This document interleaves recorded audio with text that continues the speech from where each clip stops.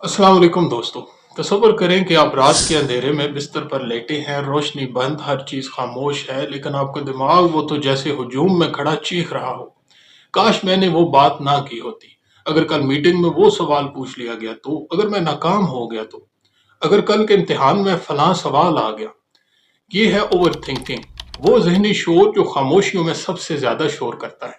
Over thinking क्या है, ये कब और क्यों शुरू होती है और इसे कंट्रोल कैसे किया जाए, आज की वीडियो में हम किताबों की रोशनी में इस मौजू को ज़रा टटोलेंगे। और आखिर में मैं आपको इस मौजू पर दो बेहतरीन किताबों के हवाले कर दूंगा जो तमाम ओवर थिंकर्स को संभाल लेंगी। पहला सवाल है, what is over thinking? Over thinking दरअसल सोचने का वो अमल है जो ज़रूरत से ज़्यादा हो जाता है। जब हम एक ही ख्याल को बार बार सोचते हैं, इस पर शक करते हैं, उसके नताइज के हर मुमकिन रुख पर गौर करने लगते हैं और फैसला करने से कासर हो जाते हैं, तो हम ओवर थिंकिंग के जाल में फंस चुके होते हैं। दिमाग का एक हिस्सा जिसे प्री फ्रंटल कॉर्टेक्स कहा जाता है, वो तजिया और मंसूबा बंदी में इस्तेमाल होता है। जब यह हद से ज्यादा फाल हो जाता है तो दिमाग हर मसले को हल करने वाला मसला समझकर उस पर बार बार गौर करने लगता है, चाहे वो मसला हल तलब हो या ना हो। दूसरा सवाल है, ये कब और कैसे शुरू होती है? When and how does it start? Over thinking अमूमन एक छोटी सी चिंगारी से शुरू होती है, किसी का तबसरा, कोई गलती या कोई फैसला जिसका नतीजा मालूम ना हो। फिर ये चिंगारी आहिस्ता आहिस्ता जहन में आग लगा देती है। हम सोचते हैं, फिर सोचने पर सोचते हैं और फिर उन सोचों के नतीजे पर भी सोचने लगते हैं। ये ऐसे ही है जैसे आप एक फाइल खोलें, फिर उस फाइल में मौजूद हर पैराग्राफ को अलग से खोलें और फिर हर लफ्ज के मतलब पर भी अलग तहकीक करें। डिफॉल्ट मोड नेटवर्क डीएमएन दिमाग में मौजूद एक न्यूरल नेटवर्क है जो उस वक्त मुतहर्रिक होता है जब हम आराम कर रहे होते हैं लेकिन सोच रहे होते हैं। यही नेटवर्क हमें माजी, मुस्तकबिल या क्या होता अगर की दुनिया में ले जाता है, जो ओवर थिंकिंग की बुनियाद बन सकती है। अगला सवाल है, why does over thinking happen? ये क्यों होता है? ओवर थिंकिंग की जड़ें हमारे अंदर छुपी इनसिक्योरिटी, फियर और कामिल होने की ख्वाहिश यानी परफेक्शनिज्म में छुपी होती हैं। जब हमें किसी नतीजे पर यकीन नहीं होता या हम नाकामी से डरते हैं तो हमारा दिमाग हर जाविये से खतरे को जांचने लगता है। मसलन, अगर आप किसी अपॉर्चुनिटी को गंवाने से डरते हैं तो आप हर मुमकिन नतीजे के बारे में सोचेंगे ताकि गलती ना हो, मगर यही सोच आपकी डिसीजन मेकिंग को मफलूज कर देती है। एमिगडाला दिमाग का वो हिस्सा है जो खतरे और खौफ को पहचानता है।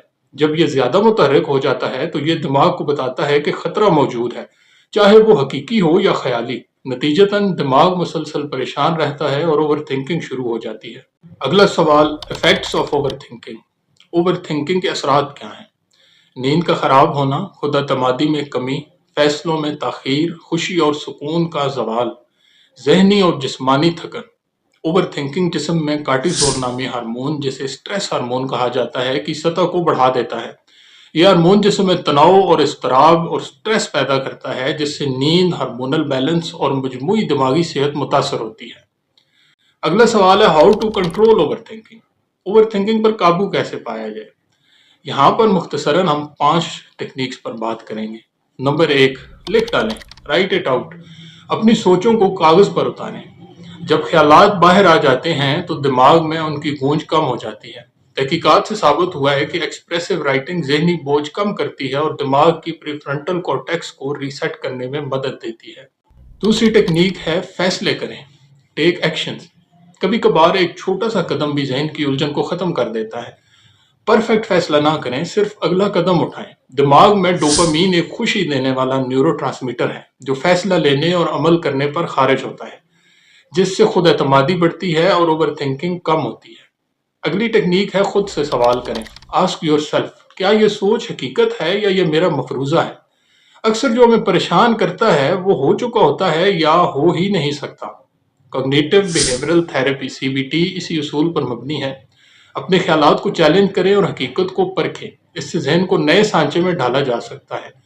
इस थेरेपी के बारे में हम तफसीलन don't feed the monkey mind की बुक समरी में डिस्कस कर चुके हैं। मजीद डिस्क्रिप्शन में इस वीडियो का लिंक भी दे दिया गया है, मुतजस्सिस दिमाग उसे देख सकते हैं।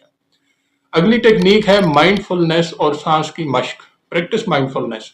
गहरे सांस लें, हाल में रहें और लम्हे मौजूद पर तवज्जो दें। इससे दिमाग को ब्रेक लगता है। माइंडफुलनेस मेडिटेशन दिमाग के अमिगडाला की सरगर्मी को कम करती है और प्रीफ्रंटल कॉर्टेक्स को फाल बनाती है, जिससे सोच का तवाज़ुन बेहतर होता है। अगली टेक्निक है, वक्त मुकर्रर करें, सेट अ वेरी टाइम।